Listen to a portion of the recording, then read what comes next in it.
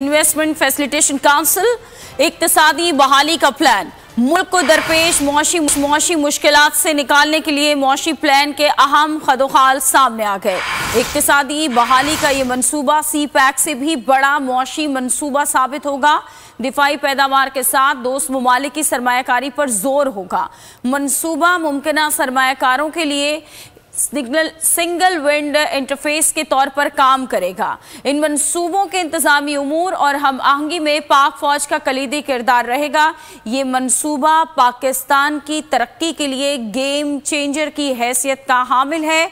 इस मंसूबे के तहत 4 से 5 सालों में 15 से 20 लाख लोगों को डायरेक्ट जॉब, 75 लाख से 1 करोड़ को इनडायरेक्ट जॉब के मौके फराहम होंगे और अगले 4 से 5 सालों में इस मंसूबे से $70 बिलियन की बरामदात, $70 बिलियन की इंपोर्ट सब्स्टिट्यूशन होगी। मंसूबे से पाकिस्तान की फॉरेन डायरेक्ट इन्वेस्टमेंट में $100 बिलियन का भी इजाफा होगा।